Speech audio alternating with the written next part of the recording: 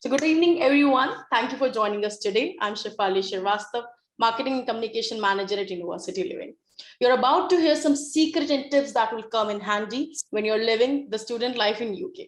So we'll give you a couple of minutes to grab a notepad and a pen so that you don't miss anything.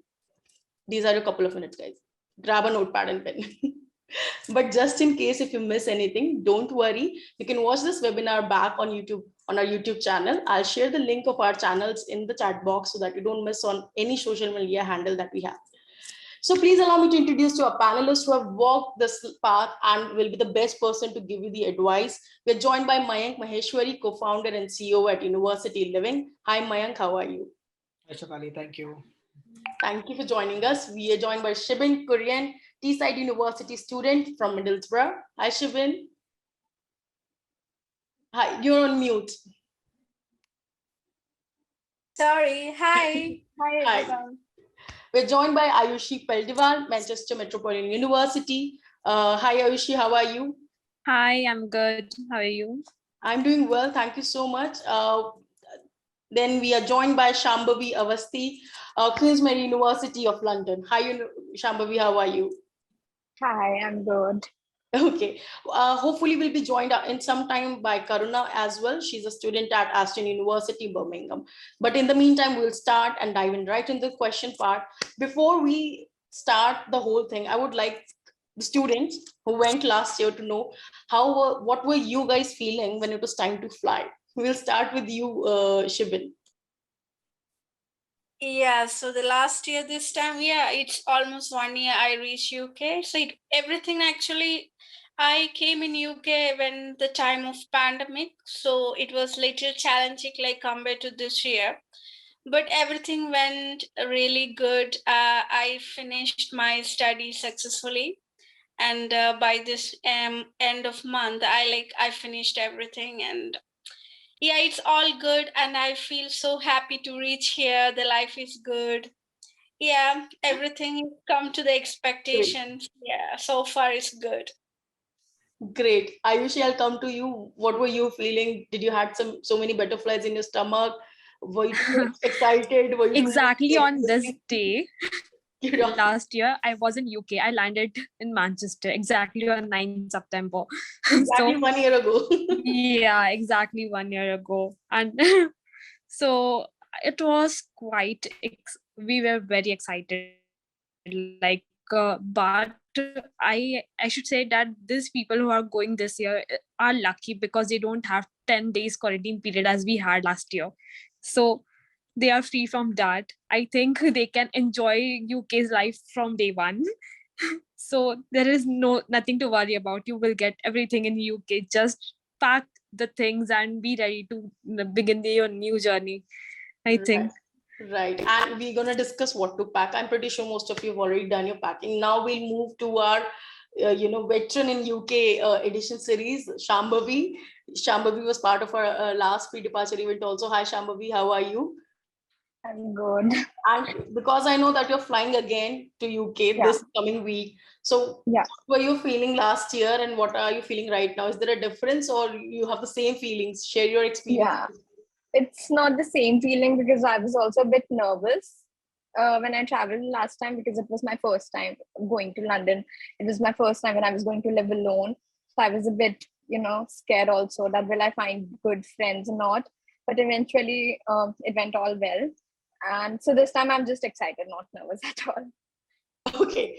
So Mayank, I'll come to you. I know it's been long, but I think the feelings remains the same when you're, moving away from your country, all your loved ones. So if you recall your feeling, how were you feeling at that moment of time? I think it's same for everyone. There's that excitement also that you're traveling first time and outside your country, going for your further studies, and on the second hand, it's those thoughts come continuously in the mind that I'm going to survive, whom I'm going to meet, how I'm going to even reach, because at that point of time, with limited social media and interaction, it was that kind of a journey where um, it was it was scary, to be honest. At initially 2-3 days till the time you tend to get settled down, because never thought that how I'm gonna cook the food even. So 2-3 days were really bad, but then when you get used to it, it then the whole experience goes wonderful. Right, right. So guys, don't feel overwhelmed. It's fine to feel overwhelmed, but yeah, stay there. You're gonna get through it. Now, moving forward, we have first question already with us, which I'll definitely discuss. But before we do that, there's one important thing for everyone to know. Can you guys tell us that how early one needs to arrive on the airport? Mayank, we can start with you itself. How early we need to arrive at Arrive it? at the airport when you're Okay. flying to the UK.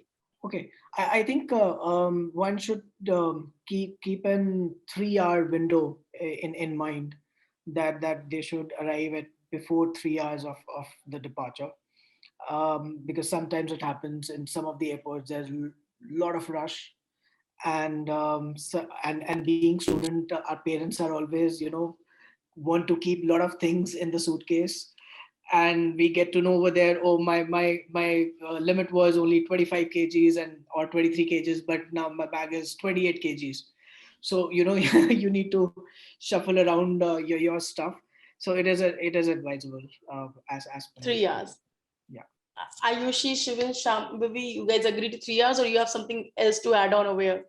Yeah, I think 3 hours is 3 hours is a like good amount. yes, good amount. Okay, so before we move to our next question, which Mayank already gave us a hint about the packing part, I'll take this question which we have in our chat box in our Q&A. Is that, I believe Shambhavi, last time you addressed this question, but Shibin, Ayushi, you can also add on to this point. Please talk about the travel card or the Oyster card that you guys, and how can one get that? Yeah, so yeah, that's a good question actually. So because at the last moment, even I was like, when after done with my package, I was busy searching for the travel card. Yeah, it's good thing if you have a travel card, because you can use it in airport. And sometime I came in Emirates, so I have a layover in Dubai. So if you want to get something from Dubai or somewhere, so it's better. And initially if you come here, it takes approximately around 2 weeks time to get your bank account, everything come place. So that time it's actually it's not a necessary thing, but if you have, like, it's more safe than carrying money in your bag. That's the only thing. But it's not like a necessary or a mandatory thing, because some of my friends like carry cash in their hand. It's okay. But the what things you have to think is like, if you have a travel card, you can use it anywhere. And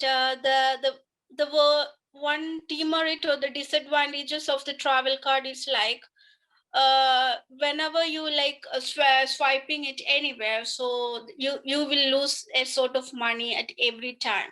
So that is the one thing that you should be cautious. And I actually don't remember regarding from where did I get it. So the thing, you can get it in all international foreign exchange. The only thing is you need to submit your passport and some necessary documents like your passport, your ticket, so that they can. So the thing, just you have to just plan how much money you want to put it in the travel card. So just if suppose I think I carry around 300 pounds in my hand and around 50k, like means 50k. 50k means around 500 pounds in travel card. So in case if you want to pay your rent, or if you want to pay anything for university, anything like that, so it's better if you want to put some bulk amount, not like so much bulk. It's like not more. I don't recommend to put around more than 70,000. So it's not no need of that, because Right. initially after 2 weeks you will get time. Right, right. It's not a mandatory thing, but if you have much time, yeah, it's better, because you can carry it anywhere and you can use it whenever you want. Perfect, perfect. Mayank, would you like to add something here? Sorry, can you repeat the question, Shikali? Can you help us how to carry a travel card or a Oyster card? How can one get that? Oh yes. So travel card is a very important instrument, especially for the student, first time traveler. Um, for students, I would urge that they can even check out on our services page. We have tied with one of the good companies where it's a very good unique solution that they're giving. You open the bank account here, and that is a travel card. It on the go you can convert into any currency. So like Shibin give an example that there was a connecting flight via Dubai, and there was, she needs to spend some hours on the airport. Even you can pay in dirhams or whatever the country you're landing in for the transit. You can use that card, and it is also easy to top it up, because I've seen in the traditional forex cards, you have to tell someone back home to upload the card, and sometimes it doesn't work. However, in these kind of cards, you know the bank account details, and you can directly do the NFT from the Indian bank account, and these travel cards are useful. But I would suggest that yes, it's a very important instrument to carry. And guys, whoever is listening, UK's all have gone cashless everywhere. You need to touch on even those contactless card is work on the tubes and the bus as well these days, especially in London. So even initially, if you are unable to carry the Oyster card, which is being used as in all the public transport in London, your tap card works. So it is important, even if you're taking any forex card, it should be contactless, and it should be enabled. You need to log in. You need to log into the portal to ensure that the contactless is also enabled as a one of the payment methods in your card. Right, right. Ayushi, would you like to add here? Then I'll move to Shambhavi, and there is another question with regards to Oyster card, and Shambhavi, I'll come to you on that. Or on mute, Ayushi. I think those who are going to London should carry Oyster card with them. Like they won't get it here, but they can go and apply. It will come within a week or so, because they will get so many discounts on that, and they will save lots of money. And for other than London, if you are going to any other city like Manchester, Birmingham, then you will get get me there card, where to travel within the city. That's very cheap. Like the card is free of cost, but when you top it up, you will get student discounts and many more discounts on that. So keep it in mind that you go and apply that for that thing. You will Right. save lots of money in traveling. So there are a lot of offers, and it can help you because you're a student. Student and you can get a lot of offers. Yeah. Shambhavi, I'll come to you. Last time you mentioned about Oyster cards, so how can, you are living in London right now, I believe. Right. How can a student get an Oyster card over there? So you can just go to the website, to the TFL's website, and you can apply it online. So I applied for the 16 plus Oyster There's card. some lag in the voice. Uh, Shambhavi, if you can repeat yourself, there's some lag on the voice. is it better now? Yeah, it's better, please. Yeah. So I applied for the 16 plus Oyster card. So I got free travel on bus and 50% discount on tubes with that card.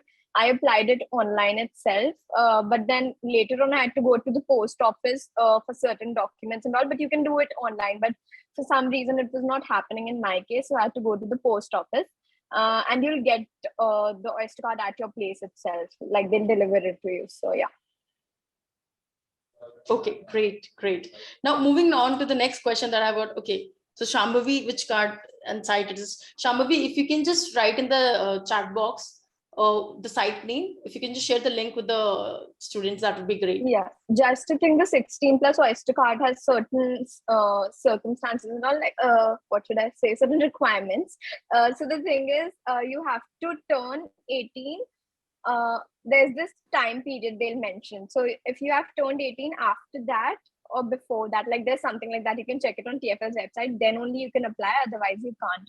So I'll mention the website. Just mention the site in the chat box so that everyone, Yeah. because I think we have got another question we have two questions for Oyster Cards again. But I'll go to this another question. Mayank, I'll come to you about for this one. Would a Forex card work instead of a travel card? Forex card, yes, they do. As I said that we need to enable, the contactless or the e-commerce enabled from the portal. So it can be used as a travel card as well, as wherever you need to tap in, you can use that. Okay, so while we are on the subject of Forex card, I would like you to also share details about an international bank account, because we get a lot of question around this. And how does Forex card fulfill the requirement, or we still need an international bank account? Actually, to add on, I would like to add on something. What it is like if some people actually couldn't take a Forex card before like they coming here. So what they can do is there are like online banks here in UK that you will get your card within 1 week, 1 or 2, 3 days to your place where you stay actually. So what you can do like before like the first day when you come here, you can apply for that card, and the only thing what they need is your passport and your visa. Just do everything online, and then you can open a bank account, everything in online. So that's what I using, because I had a Forex card before. So that because I lose lots of money in Forex card compared with international. So what I did is like open an online bank here. So you will receive your a card within 2-3 days to your place, and then you can use it. Like it's all contactless and all, and it's all safe and secure because everything comes with your fingerprint and all. You can secure use everything fine. So that's what I recommend after coming here. It's called Monzo and all.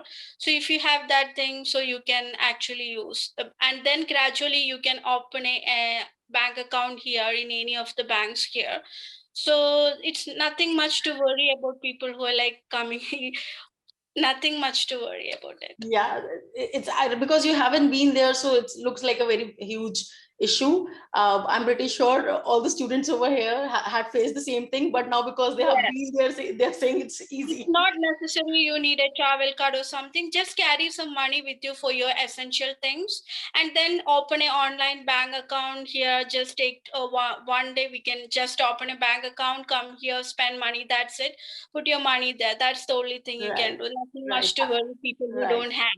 If you have, it's more good. Yeah, it's good, right? Hi Karuna, how are you? Thank you so much for joining us, guys. Karuna has joined us from Ashton University, Birmingham. Hi Karuna. Hello.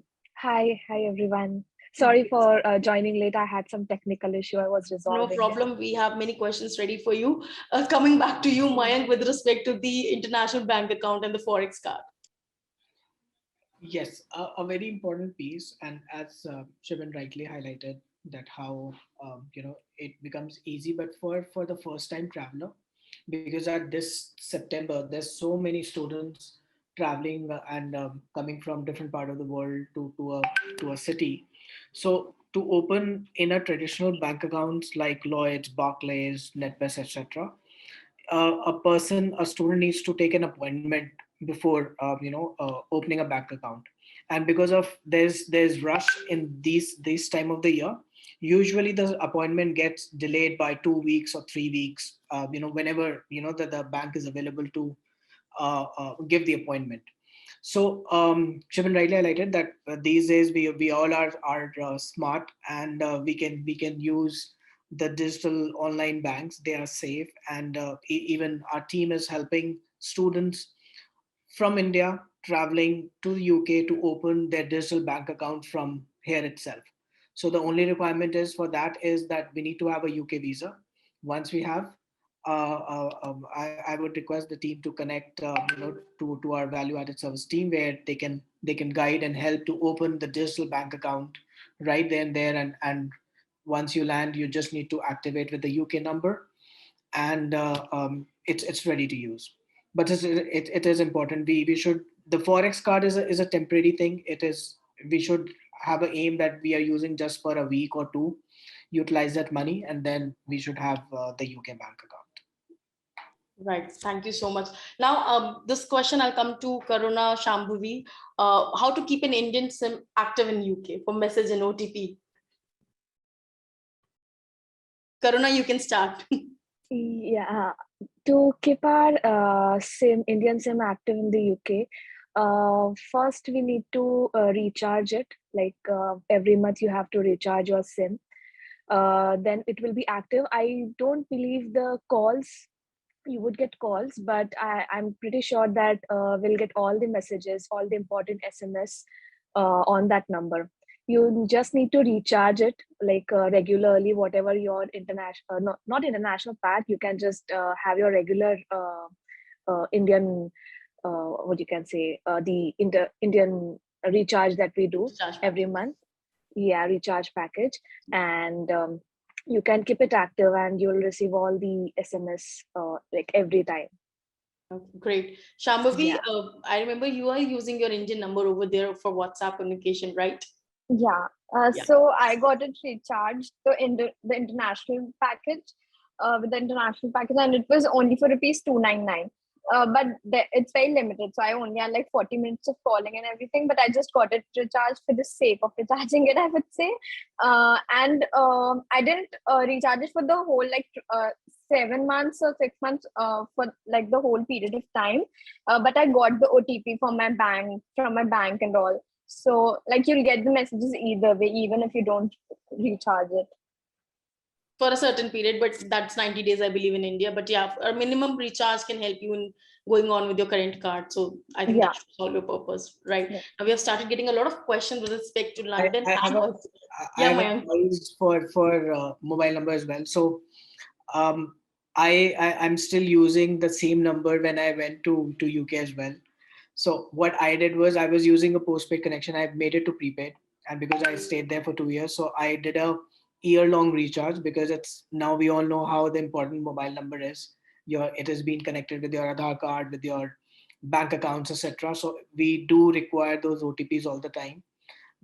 Till the time you're not picking the call, you won't get charged. So even if somebody is calling you, don't pick up, and then you can simply connect them on the WhatsApp. So this is one of the hacks that we all can use. And for there are different plans. So I'm not too sure how the iPhone users would be managing it because of one SIM slot. But because I was an Android user, so it was always easier to manage two SIMs at the same time. Probably an iPhone user can give their hacks how to use the two SIMs at the same time.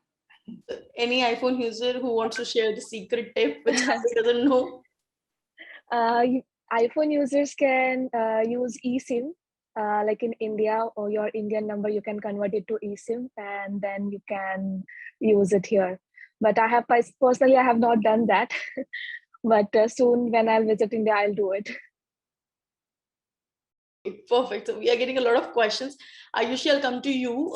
How to get a taxi from an airport? And I believe, Mayank, you can also add some value point over here. Ayushi, will start with you. How to get a taxi from an airport to location where one stays? A taxi is better or a bus is better?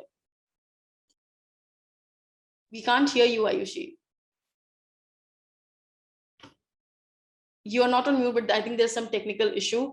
Mayank, if you would like to add, and then we can ask Shambhavi or Shibin or Karuna to share. Mayank. Yeah. Hello. Yes. Yeah. Please start. Yeah. Can you hear me now? We can hear you, please. Okay. So I'm saying that you just have to go on your website, college website, and type there free transport from airport to university. Then you just have to log in with your student ID, and many of the university offer, like they come to pick up their students from the airport, so you can get the transport for free. But if they don't, you can just book it from, like there are apps like Uber or Bolt, but Bolt is more cheaper than Uber. You can just book the taxi from there, or you can just find the nearest bus stop from that. Every airport will have bus stop right in front of it. Like I will tell of like I can say of Manchester at least. So the bus will take you in every part of the city then. Right, right. Thank you. I didn't realize you're almost half time in our webinar. So, Mayank, any add-on quick points? Because Yes. we have to take a lot of questions. Yeah. Yeah, I would advise that as the students would be the first time traveler, or even, you are coming back again, but I'm sure you would be coming with a lot of luggage. So I would avoid, giving a tip to go and find a bus. It would be too much of hassle. Try to, that's a good advice Ayesha gave, that a lot of university gives offer, free or pickup services from the airport. Even at university living, where our team is helping the students to book airport pickup services, where there's a meet and greet, there's somebody who will come and pick you up and drop you at the location. You can use that as well. And also, yeah, we all know that every airport have a Uber designated area, so you can use your Wi-Fi's of the airports to book an Uber, and it's simpler, but sometimes just one thing that we need to remember: the cash doesn't work. It has to be paid via card, and the prepaid cards, the forex card, usually don't work. So it has to be loaded with your credit card, as you need to take it get charged automatically. So otherwise it will not book. So if you don't have those credit cards or added to your Uber account, probably you can use university living services. Great. Thank you so much. Now we'll take the question.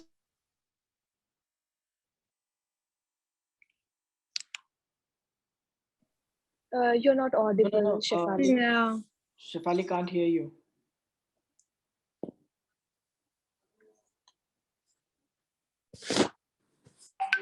This, you keep this, you'll be hungry, you'll be that. So, yeah, am I audible?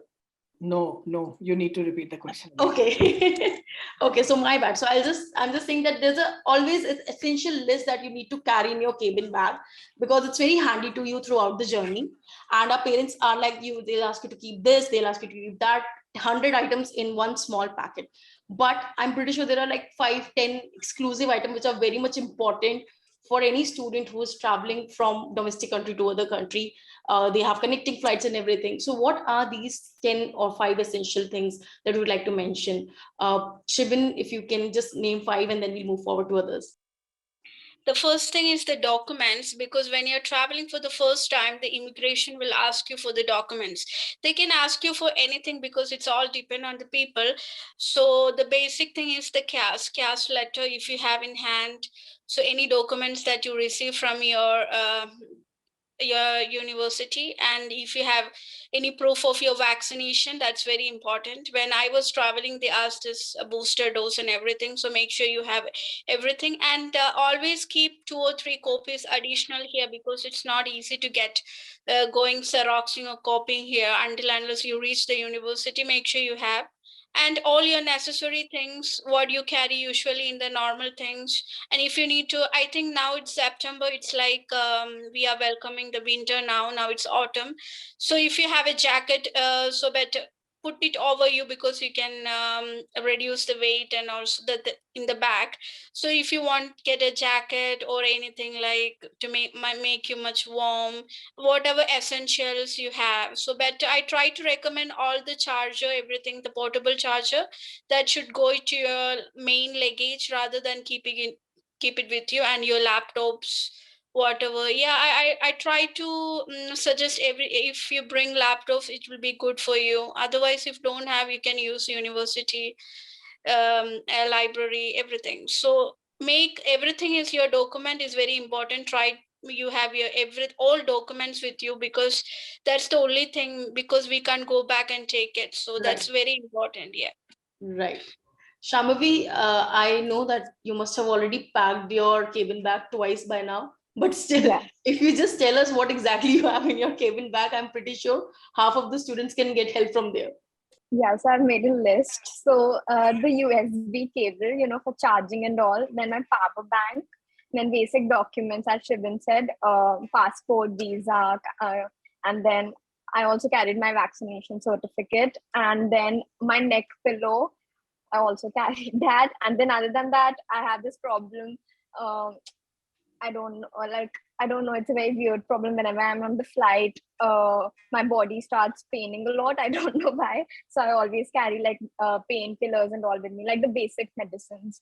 Um, and yeah, and a few amount of cash because I took black cab, so I had to pay in cash during that time. So I just carried it if in case I required it. Yeah, that's it.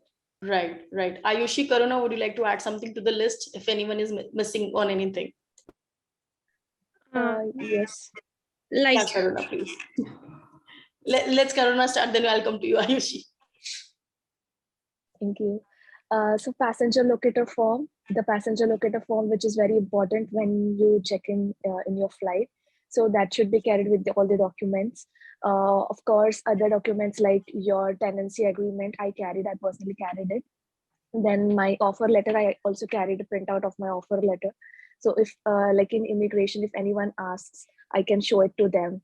Then next I carried was all the batteries, cell batteries that you need, that you cannot like put it in your the check-in bags. Check-in So bag. you have to carry it, like you have to carry it with you. So I carried all the battery set with me. Of course, then I carried empty bottles because you cannot carry liquid in the flight, like the liquid that you carry from home. So I carried some empty bottles so that I can fill the water in the airport and then I can take it with me. Like otherwise, like you can feel thirsty and everything. Like after you have landed. Yeah, Right. that's it. Ayushi, if you think Karuna, Shibin, Shambhavi, any one of them have missed anything. I think they have covered all the important points right now. Okay. Okay. So there is this question which is very interesting. Zindia wants to understand: is booster dose necessary to travel? Anyone I who's will traveling? say that the second dose is important, like 1 and 2. The third dose is not that important. Or if they have taken CAT certificate, it will add on definitely. But the 2 dose certificate is required. Perfect. Perfect. Done. There are many questions in the Q&A part, and there are many related to the Oyster Card and London. Shambhavi, if you can address them in the chat box itself, question and answer, because we have already addressed that part. Now I'm coming to a very important part, which Mayank already mentioned a little earlier, that what is the total amount of baggage allowance for a student? Ayushi, you can add here. It depends on flight to flight, different flights, but generally it's 23 kgs of 2 bags, 7 kg of cabin bag, and 7 kg and additionally a laptop bag. So but you have to don't rely on this. You have to check with your airlines, because every airline give different luggage allowance. As per I know that Air India gives the maximum amount at 75 kgs for students. Okay. Mayank, you wanted to add something here? She rightly said. Guys, very important to Okay. check the flights details, and don't get into the false trap of the airlines where they try to minimize the airfare, and sometimes they don't include the check-in baggage limits. So there are some low cost airlines as well where you see, oh, I'm saving probably 10,000 or 15,000 bucks, but when you will reach to the airport you realize, oh, I need to pay now 20,000 to check in my 2 baggage. Right. So there are red flags available everywhere. Just be cautious because you're going to travel all alone. Just be cautious whenever you see nothing is very lucrative offer. There's always something. So just be cautious. Shibin Now is I'll come to smiling. you, Shibin, on the yeah, ma'am. I was saying Shibin is smiling. I think she has a story to share. Yeah, I think everybody should keep in mind, because when you have a layover, because I got a direct flight from Kochi to Teesside. So from Kochi to Dubai and Dubai to Teesside, then London to Teesside. So what you have to keep in mind is, like from Dubai to London, make sure you have the same weight to carry, because they may change it. For me, it was the least. I traveled in Emirates. It was around 37 kg altogether, 7 kg in my handbags and the other rest of in the main luggage. So the thing is, like, what you have to, sometimes they'll say like 25 kg from Kochi to Dubai and then Dubai to London, it may vary. So we'll be get panic. So because we don't know what to do, because nobody to, we obviously we need to throw back, otherwise we need to pay money what they're asking for that. So what you have to make sure is like you always check for how much is the layover time, and also make sure like how much from there to the other destination, how much they are like how much is their allowed baggage weight. So that's very important when you travel. So I think Air India is one of the cheapest, and and a lot of student discounts will get. You can carry. I think when I travel, they were asking, yeah, you can travel around, carry around double of what I travel in Emirates. But when you need a very comfortable and I always prefer like Emirates, Etihad, and all. It's like it's an awesome thing when, because every time when you feel for the first time we need the best and window seat, and we are so excited to see what's happening outside. So yeah. But the Emirates, I think the luggage weight, the what they demands is much less than Air India. But make sure like always check with where you book your flights and all. But I think in Flipkart and all, when a particular time you can get like cheap air flight like tickets like at a particular time at midnight, or if you're continuously scrolling, so you'll get for the cheapest flight and you can travel. Yeah, so these are the secret tips that we are sharing, guys. Don't miss on it. And anyone who's going through a connective flight, Shivin is your guru. Just hear out to her. Okay, now Shivin, while we are on the topic with you, you are pursuing MSc in medicines over there, right? So we would like to. So, what are the common medicines that one should carry from their domestic country to UK? Because over there, you need to have a prescription for every medicine that you need, right? Yeah, so it's a very good question. So what you have to carry is all medications needed for your for your pain, if you have any pain or something, your fever, what sneezing, for allergy drugs like paracetamol, cetirizine, if you get diarrhea, like and if you have vomiting, all the basic medication you have to try you can carry. And you can carry one dose, that means around 10 tablets of antibiotics in hand, with the prescription from your doctor and the bill. So you should have a valid bill as well as a prescription, return prescription from your prescriber. So I always recommend to carry one dose, that like 1 week course of antibiotics in case you have some cold, because most of the time people are arriving on September, October will be raining and windy climate, so you may get some kind of, so if you're carrying any other medication other than over the counter medications, you should have a valid prescription from your prescriber. Sometimes like essential, like hormones or any other prescription medications, yeah, you can carry with your prescription. And one thing you have to do is, once you arrive in UK, first thing you have to register with your GP. Okay, so that's the one thing you have to do. It takes around 2 to 4 weeks, but now it may take much more time also. But all the thing is, register with your GP here, so you can like get access to all the medical services here in case any emergency. If there is no emergency, everything is like online. You can contact the GP via phone. So just carry like essential. So medicines are very important because we can't buy here anything without prescription other than like paracetamol or cetirizine, something like that. So if you need like emergency medications, carry prescriptions, because at immigration they really check. If you are unlucky, they will obviously ask for bill and all. So all depend upon people and your luck. So make sure you're very safe when you're traveling for the first time. So you have everything in hand, like what they demand, so they don't have a question for you. That's it. Right. Thank you. Thank you. And I remember Mayank mentioned about specs last time. Mayank?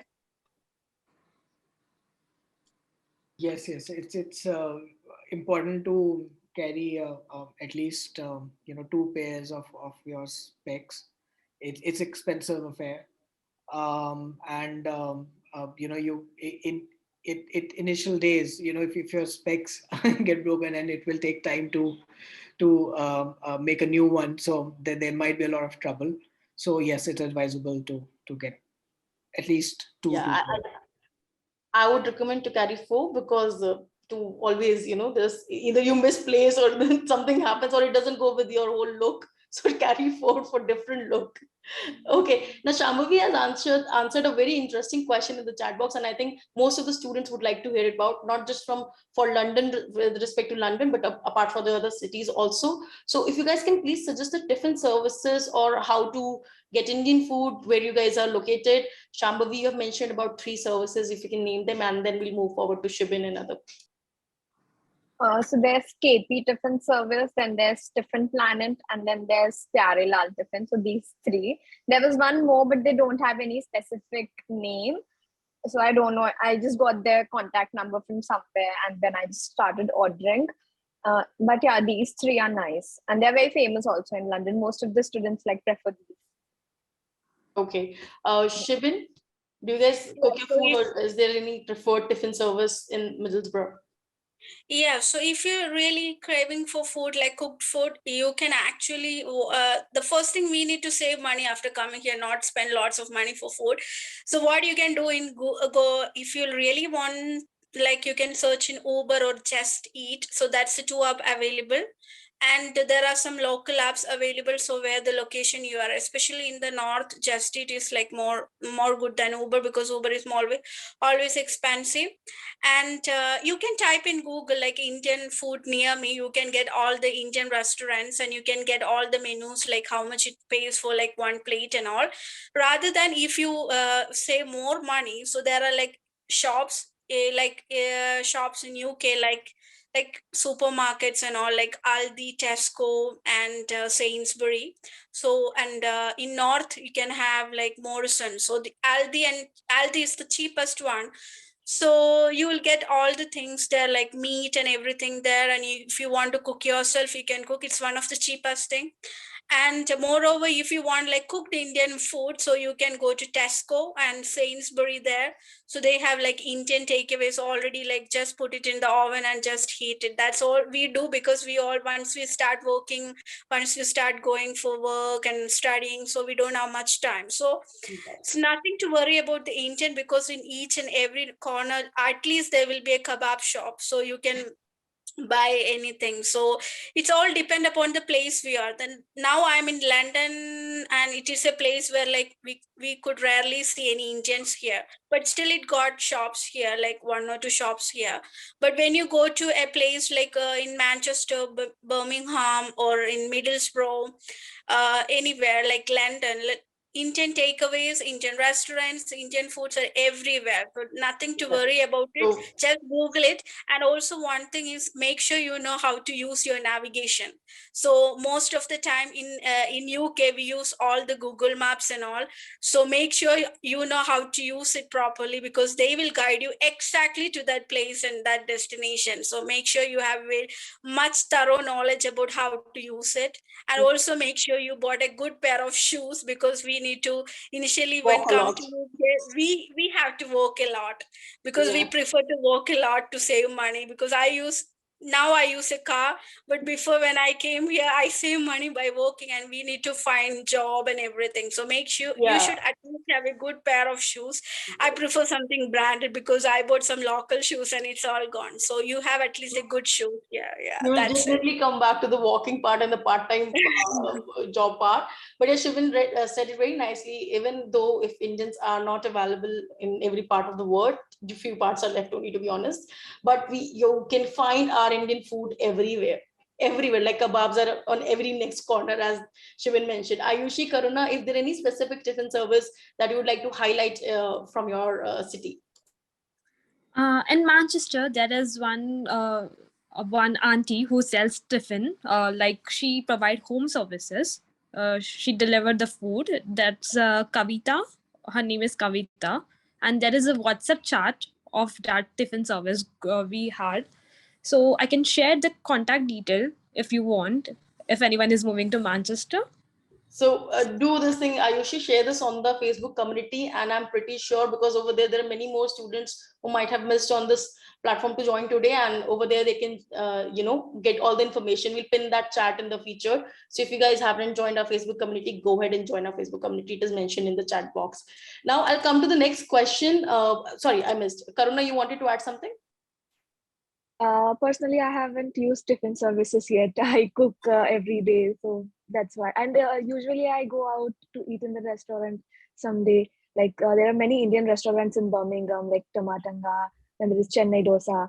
So when I feel like I have to eat Indian food, so I go to the restaurant. Right, right. Mayank, I remember that you're running a little short on time, so I just want to understand a couple of questions that's very important, and I think you're the best person to answer them. Is what is national insurance number? If you can just highlight a little bit over here. Yes. So national insurance number is a mandatory requirement from the government. Whoever is want to work in UK, they need to have a national insurance number. So as right now, the majority of the right now people are in this forum is from India. So it's like having a PAN card to apply, and when you're working, you need to give your PAN card. So national insurance number is being used by the government to track. When they say that as a student you can only work 20 hours in a week. So how are they going to know? So they're going to know when the employer is transferring the salary to your bank account, and that is being tracked via national insurance number. So it is very important to whoever is going, I'm sure you must want to work, and even in some of the voluntary work, you need to have that national insurance number handy with you. So my advice would be, the moment you get settled down in the first 2 weeks, you should apply immediately for the national insurance number. It doesn't require to have the bank account, but it is required to have the address where you're going to stay for at least for 3 6 months or for a year. So if you have that, I think within 21 working days, you get to know your national insurance number, and then only you should apply for your part-time jobs, or wherever you want to apply for a job. Only apply once you have the national insurance number. Understood. Understood. Any of the students who would like to add something to this point on a quick note, then we can move forward to the next question. So yeah, once you apply for the national insurance number, it takes another 6 to 4 weeks to come to get your original. So you will get a duplicate or a reference number. So with that reference number, you can actually apply for all the part-time jobs. So that's almost all of the part-time job, like employers are accepting it. So don't worry, like it takes another 4 or 6 weeks to get in your destination. So what you can do, put the reference number. So when you apply that day only, you will get the reference number. So not the reference number. And when you're applying for your job, mention you got a reference number.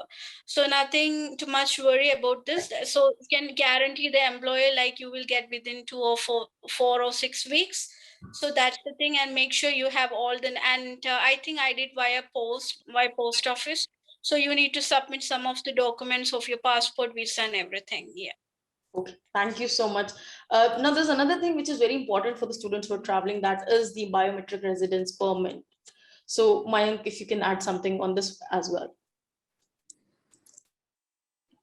Yes, probably. The Shibin and Shambhavi and Ayushi should come in first, and then I'll put it.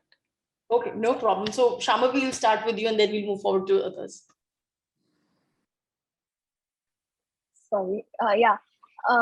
BRP, right? So the student visa is valid for like 3 to 4 months.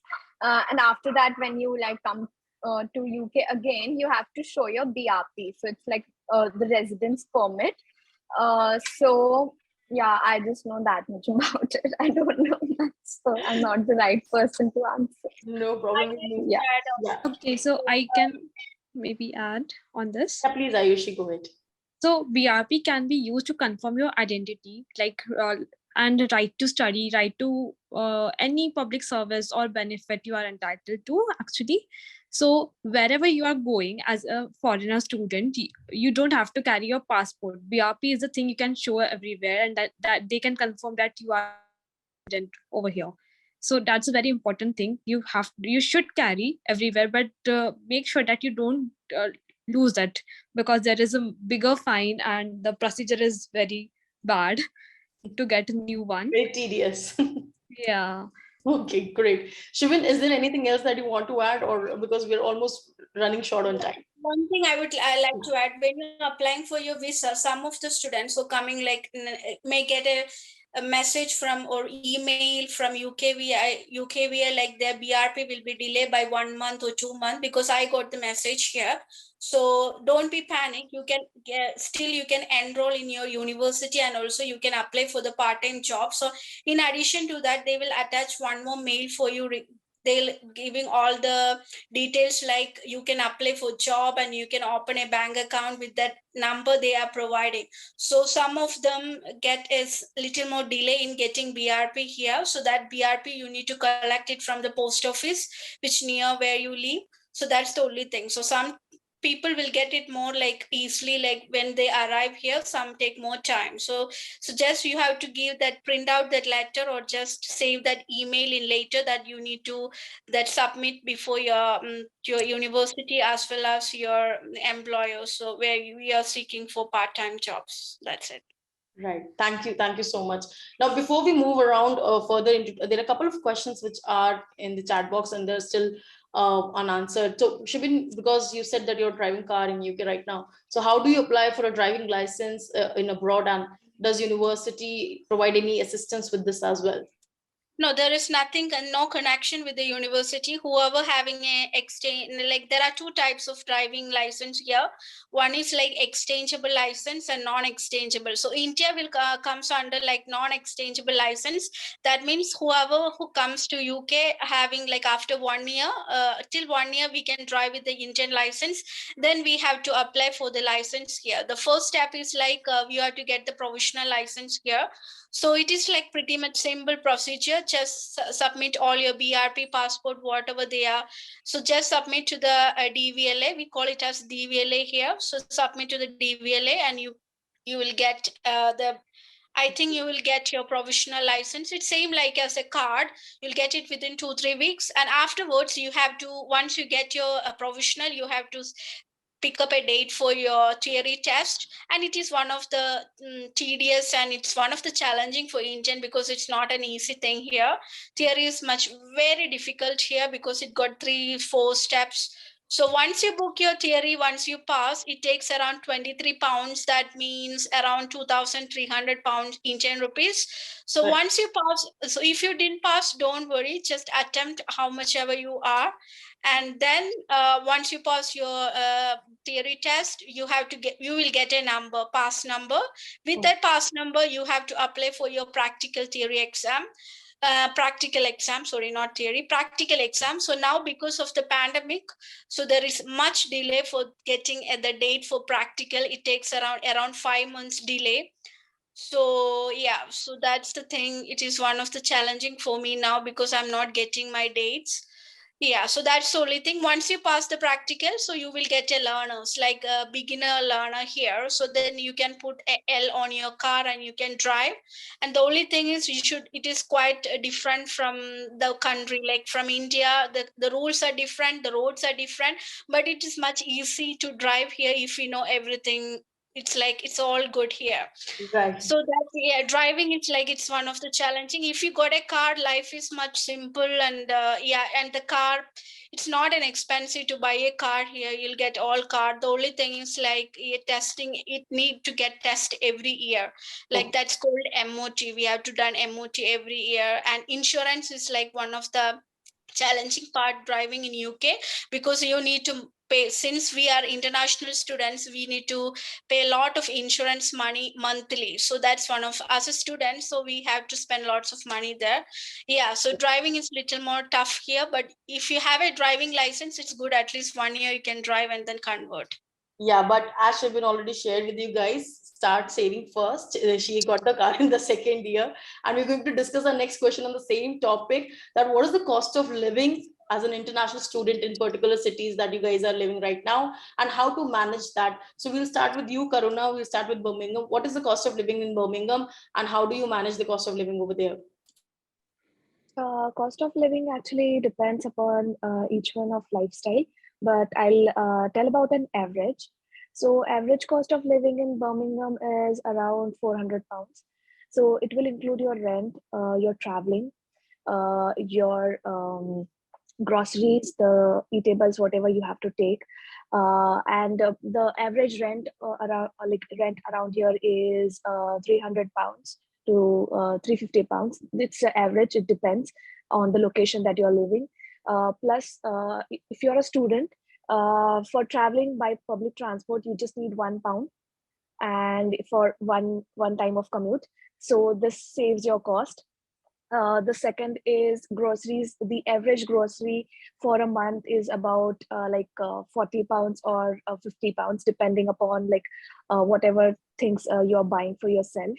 So the average amount to live in Birmingham is like £400 to 450, and maximum to 500 or £600. Yeah, That's maximum when you do a lot of party and everything, right? Yeah. Aishi, will come to you. What's the cost of living in Manchester, and how do you manage your cost of living? It's little costlier than Birmingham. It goes till 650 to 700, I will say. Traveling is little costlier. Like she said that in £1 you can travel around, but in Manchester it's £2.5 for one way. So, and also the rent is little higher as compared to Birmingham. So I will say that all the things like groceries the same, 40 to £50 per month, Okay. or per week. Sorry, not month. So Okay. it also depends on your lifestyle actually. So The way, I believe in Manchester also we can say roughly around 400 to 600 pounds. not 400 to 600, 600 to 700. 600 to 700 is something. Yeah. Your living expense, your food, traveling, everything will come in that. Right, right. Shivan, when you were living in Middlesbrough, what was the cost of living? Now you've moved to London. We'll talk about that as well. Yeah, I think in the Northeast, it's one of the cheapest in UK. So you will get accommodation within 150 if you're sharing a house. So it is for the accommodation why it is the cheapest, I can tell, because now I am paying it double and triple money here in London. London is expensive in case of accommodation only. I don't tell about other things. Food, everything is same, because every grocery you will get everywhere. And if you want to eat Indian food, it's more expensive in London. Like if you want to go to restaurants, so in Middlesbrough, for one plate of biryani, it costs around £7. When come to London, it takes around 10 to 15 pounds, depending on the places it is. So you can think. So restaurant wise, it's expensive, but accommodation is like Middlesbrough is the cheapest, because I spend around maximum. If you have a studio also, you can. £500 you can spend around a rent for 500, but when you need a studio here, we need to spend around £1,200 monthly. So that's why it is expensive. So other things are pretty much same here and there. And traveling, and you will get student discounts when you travel in Arriva Best in UK. So that's around but then you can get a pass ticket, day ticket, and also traveling is also expensive. Train is more expensive than bus, but when you have a rail card, I like to tell every student should have a rail card, opt for rail card, so you can save much money if you're traveling in train, and also you'll get £6 deduction. So if you have a trail card, it's much more good. So but it's expensive. It came around 300, 400 comes in Middlesbrough, but comes to London, comes around 600, 700. But I am paying more. But if you have a car and all, it will go up, because you have to pay tax monthly, you have to pay your insurance monthly. So Right. it may come up. Yeah. Right. I'll request you, Shubin, to mention the card name in the chat box for the students. Now I'm actually saved London for the last because I realized that London's going to be, of course, the highest one. Shubin has already burst the bubble around it. Shambhavi, coming to you because you have been living there for a year now. So what is the cost of living, and how do you manage your cost of living over there? So it depends on the person who is spending, because as I told the last time, my friends drink a lot of alcohol and all. So their monthly expense can go up to £1,000 per month. But for me, it's roughly 400 to 500 pounds. Shopping kind of included, but kind of excluded, I would say. And the rent is super duper high. So it can even go up to £1,000 per week in properties like Chapter, Spitalfields and all, because they are super duper expensive. But then you can also find accommodation. So like student accommodations are maybe for £200 per week or something, but the private accommodations, I would say, 350 to £400 per week. Otherwise, university living is there, so you can like obviously choose the accommodation according to your preferences for that. But for me, it's roughly 400 to £500, Great. Thank you so much, excluding. Shambhavi. Thank you. Yeah. Now we're almost near closing our time. This is the last shout out to all the attendees. If you have any question with respect to cost of living also with other cities, you can ask a question. We have Mayank with us. He will be able to help you. Yeah, Mayank. So I'll add a little bit on the cost of living, because as Yeah. we're dealing with students and covering almost all the cities. So want to give a good shout out to Karna. I think you really got a really good cheap deal Best. in living in Birmingham at that price. So guys, there is a difference in living in an private apartments versus living in a student accommodation. So if you're living in a student accommodation, then you get a lot of extra value added services, and your bills are, these things are all are included with the safety and security in mind. So in outside London, if somebody is living in a student accommodation, the average rent hovers from, it again depends on city to city, but in Birmingham it may vary from 100 to 200 per week.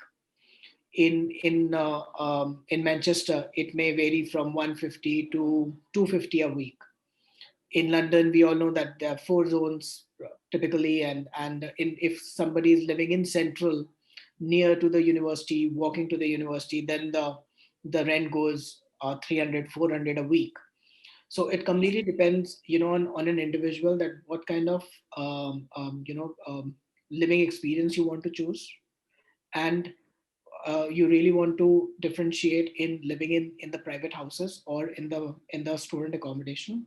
And then rest, the other cost of living includes your the grocery, your traveling, and your party. That completely is subjective, but on an average, in nutshell, someone can keep from 300 to 500 a month on these all other items. So rest, of course, it varies, like Shubin highlighted. In Middlesbrough, the accommodation is very, very cheap. We may find similar kind of options in, probably in Coventry, in Huddersfield, in different UK cities as well. But if somebody wants to live as nearer to the university, then the rental becomes on a higher side.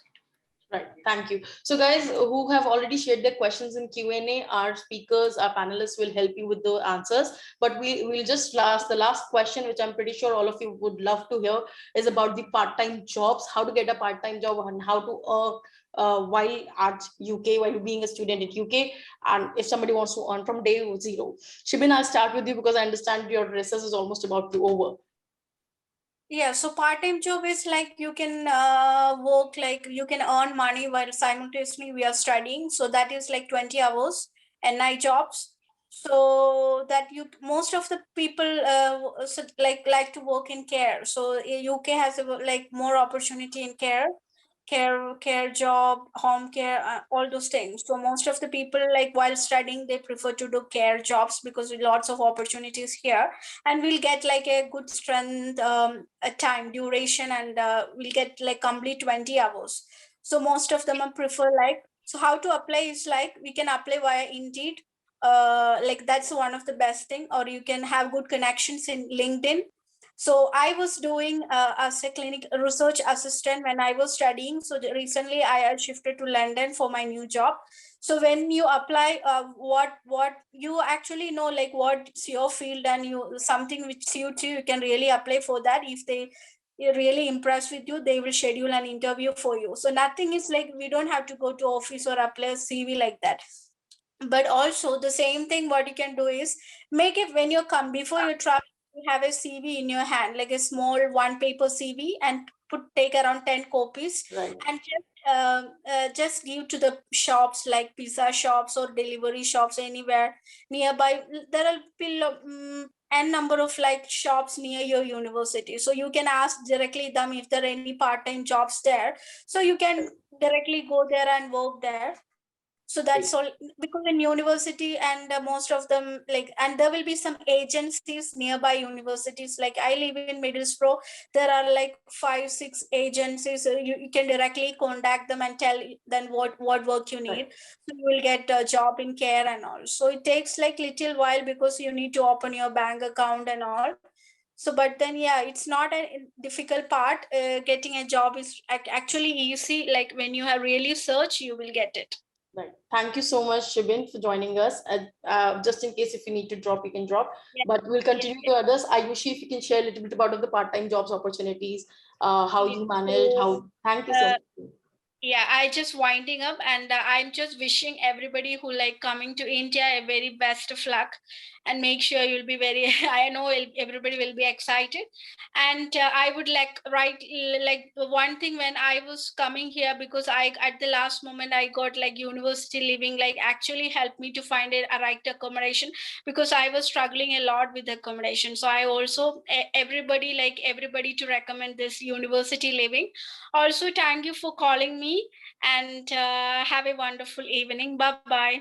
Thank you, Shivan. Thank you so much for kind words. Yeah, Ayushi, will come to you now. How do you manage your part-time opportunity over the part-time jobs, and what do you suggest for others? So one thing I will say that UK has lots to offer for part-time jobs. You can do part-time in any sector. Like for football lovers, I live in Manchester, and there are two football teams over there, and I work for both of them. So football lovers can apply to the stadium, to their website itself. The race course, the one who enjoys race course can work over there. Anything you enjoy, the like world class, world famous tournaments or anything, you can apply there, watch the tournament and get paid for that. So it's that, uh, like it's a treat for yourself.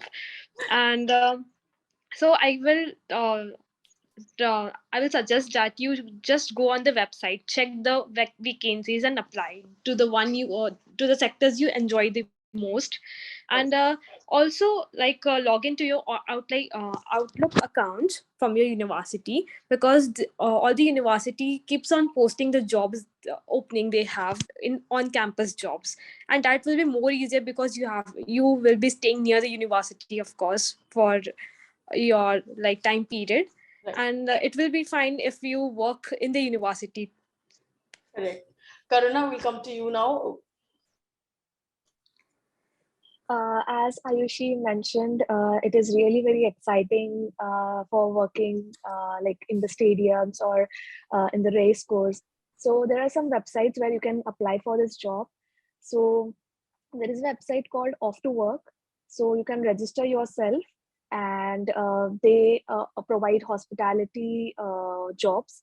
And wherever there are like tournaments or football matches, cricket matches, or any race course jobs, so you can apply there from this website. There is another website called as Evolve. So all these websites provide hospitality jobs. So there you can just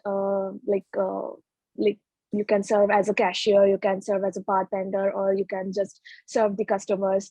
So these are type of the part-time jobs. The next thing is Indeed. Indeed is a very good website if you're looking for a part-time job or any full-time job. In the UK, Indeed is like very famous, and you can easily get a part-time job while applying through Indeed. Right. Because I got mine from the same. And like if you have a good CV, if you can present yourself well, getting a part-time job is very a very easy job.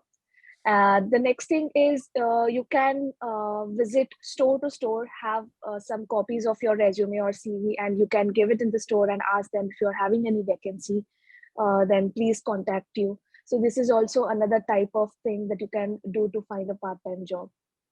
Great. Thank you so much. Shambhavi, now we are coming to you.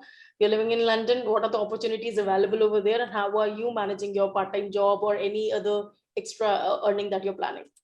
Yeah, so there are a lot of opportunities available. So I usually use my university's website. So they have this different careers website. So there they display all the opportunities that are available, and I can refine the search accordingly. So like I'm a marketing and management student, so I usually prefer the marketing, like internships related to marketing. So I just use the website.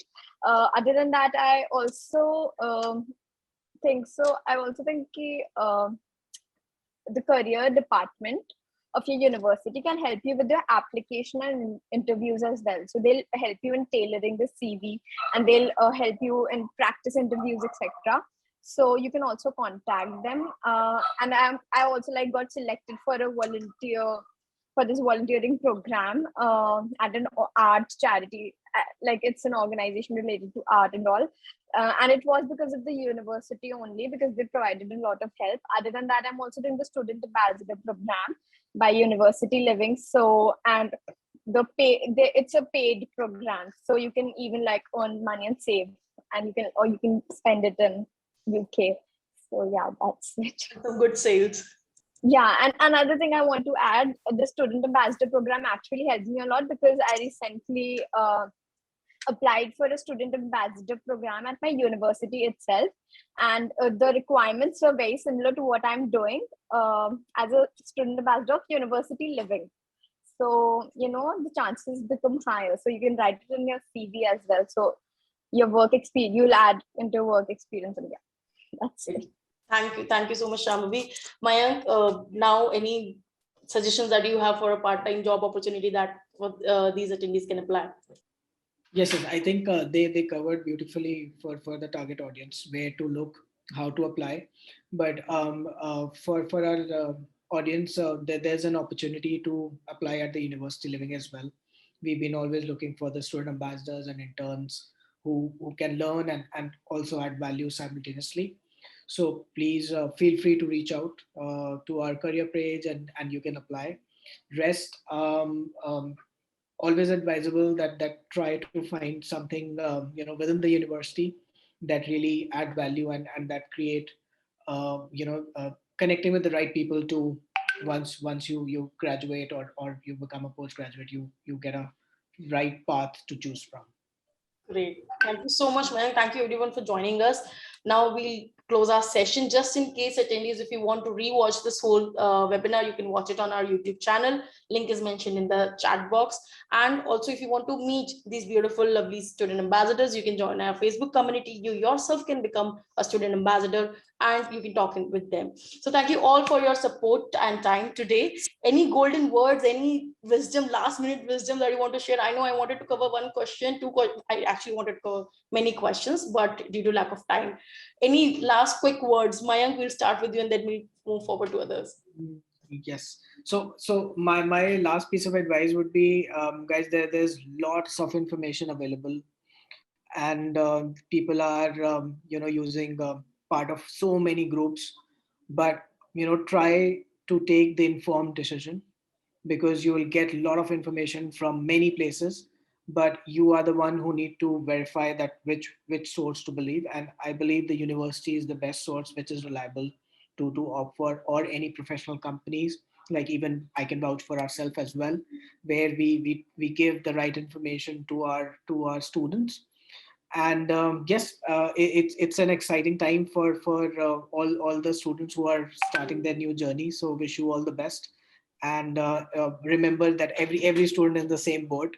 So things will get sorted pretty soon. Thank you, Mayank. Shambhavi.